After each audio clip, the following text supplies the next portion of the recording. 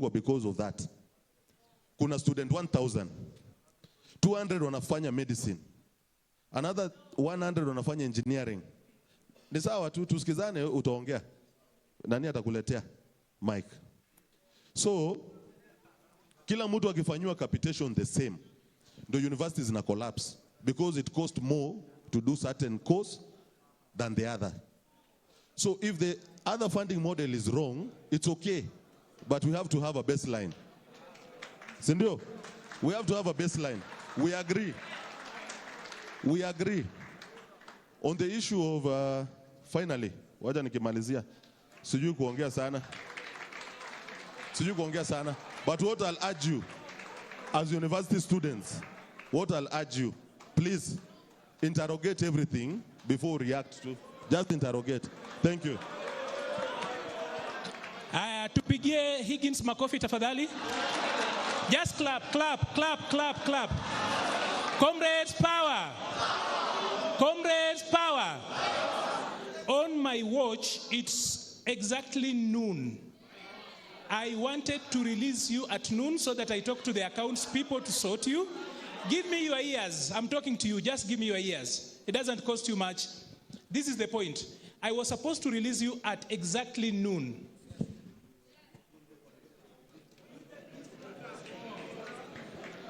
Okay. Aaron Kipsang Kering, I have got your ID. You can pick it from here. Now, quickly. It's noon. I'm supposed to release you so that then I know some of you are going far.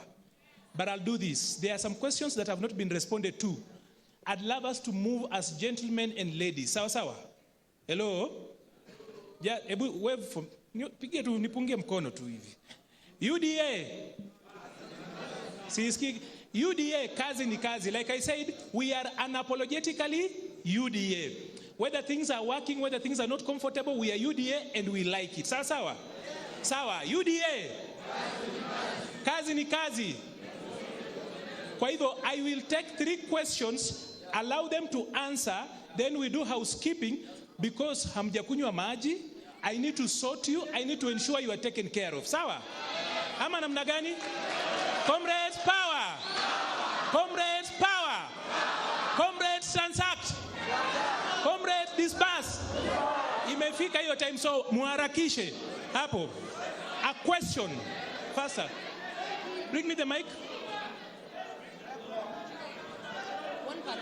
Yes.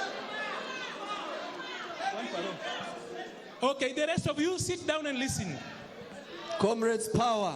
Power. Comrades, power. My question is this. To our beloved president and the UDA party. Wacha niongee Kiswahili ndio ingie vizuri, eh? Mimi nataka kuuliza hivi. Mko na mpango gani ya kupigana na corruption? Kwa sababu give him your ears please. Kwa sababu hii Kenya imekuwa hivi. Kenya imekuwa sasa siku hizi ni uko na nini na unajua nani. Number 2, we elect an MCA. Ngoja tu kidogo. We elect an MCA akiwa hana kitu kabisa. Akiingia pale within a span of 3 years ama 2 years ashakuwa na gari kubwa, ashatoka shimo. Lakini wenye walimsupport hawana kitu. Hata saizi hapa corruption bado iko. Kwa sababu leaders wakiongea au waambi time, lakini sisi tukiongea unatuambia time. Corruption iko kila mahali. Sasa mimi nataka kuuliza to our beloved president and our governor Susan Keheka. Kuna youth, kuna KEOP, kuna ajira, kuna vitu mingi sana za youth zimewekwa. Ni youth wagani wamesaidika? Watoto wa wakubwa ndo wanasaidika. Tukienda huko tunakosa msaada.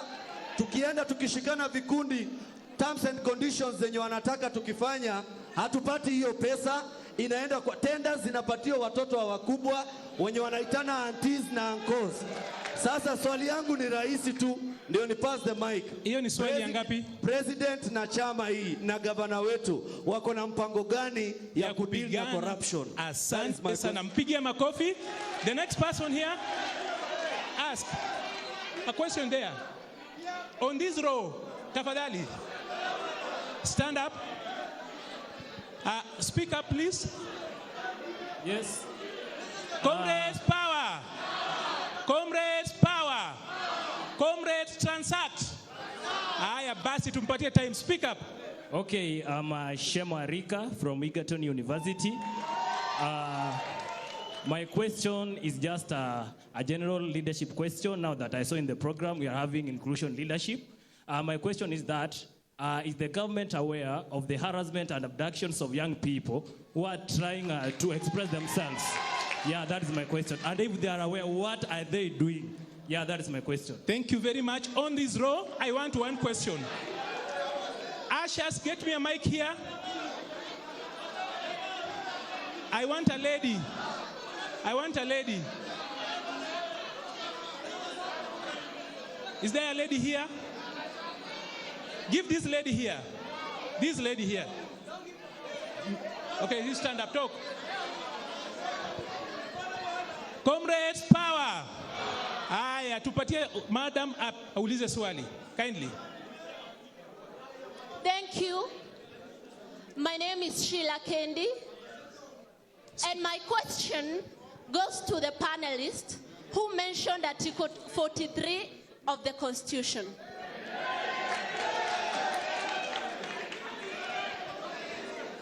Article 43 of the Constitution, I agree, it clearly provides the right to accessible and adequate housing.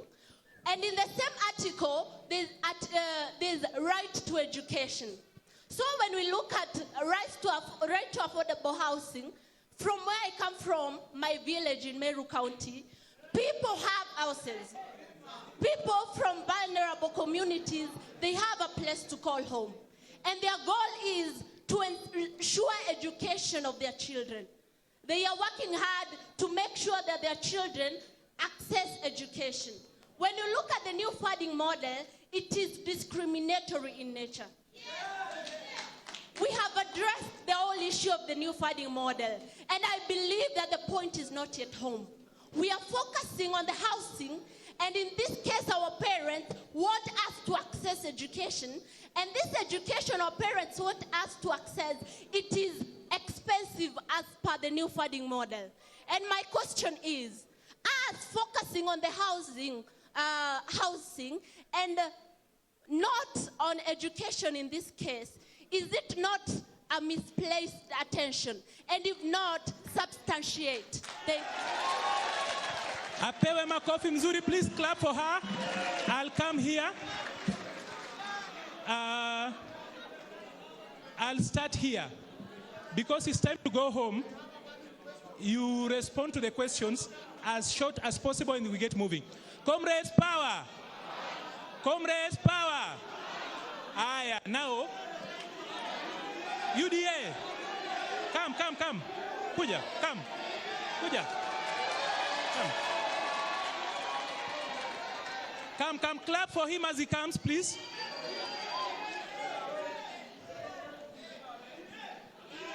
Comrades, power! Comrades, power! Yeye nimeleta, mkisema tunasikiza. Sawa sawa? Ama namna gani? Comrades, power! Comrades, power! Comrades, wisdom!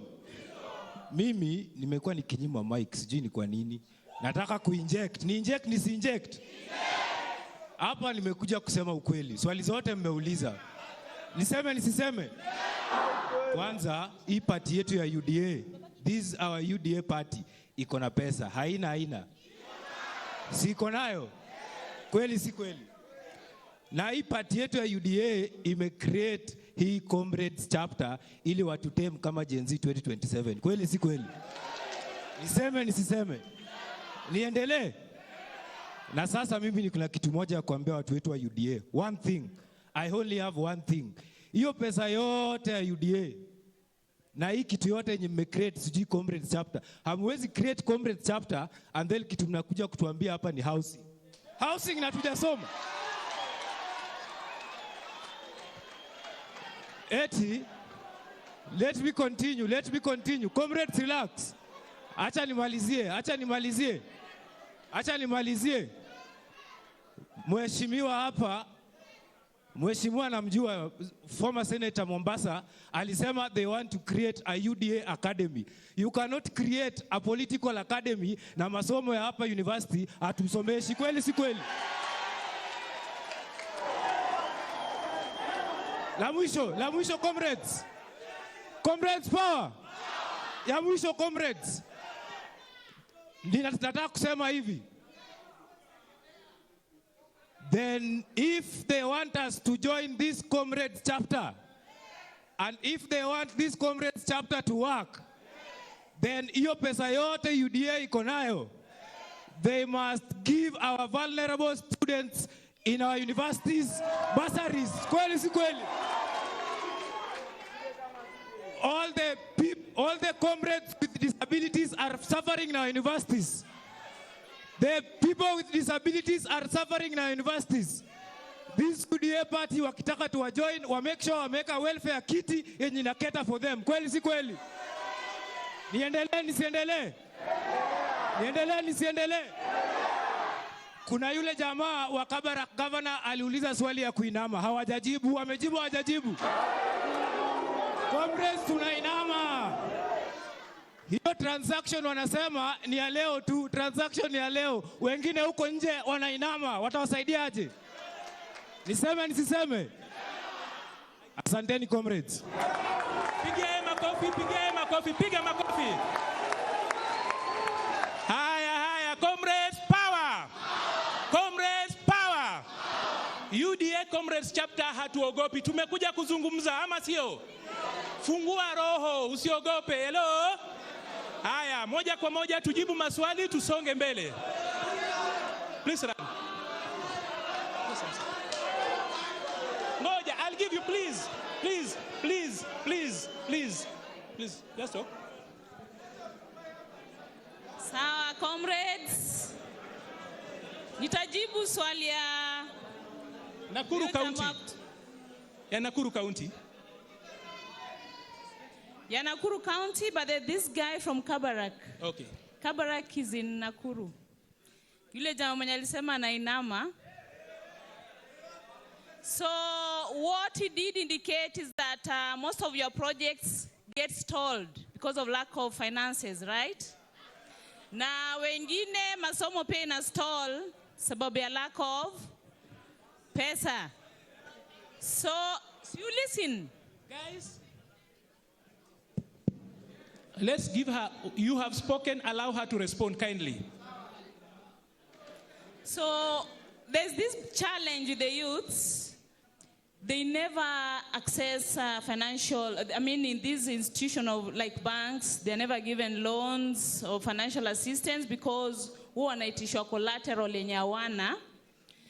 But the government did establish the Youth Enterprise Fund in 2006 through state corporation under the Ministry of Youth Affairs and Sports.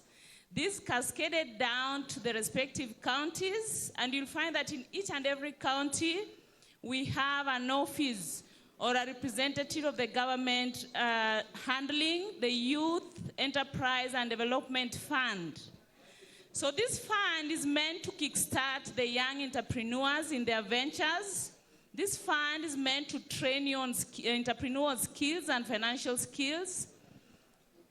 Kwa wale wanapata tenders na wana pesa ya kufanya those tenders, this fund will enable you do those tenders. I'll move to the tenders. There's this question whether the county government gives tenders to the young people. Last year, there's something known as AGPO. I hope you all know what AGPO is. This is the government, tender government opportunities given to the youth, women, and the people, persons enabled differently. Last year, Nakuru County did 17% of AGPO. This year, we are 27.5%. If you get to PPIP even right now, that is the Public Procurement Information Portal, you get the tenders advertised there, and those that are reserved for the youth. shida inakuanga capital ya kufanya hizi job. And I've clearly stated to you that there's that fund. In the county government of Nakuru, if you get to the Department of Trade and Cooperation, we have the Youth Enterprise Fund. Visit Apple,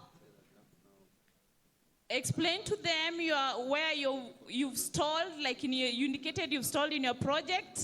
They shall verify and assist you.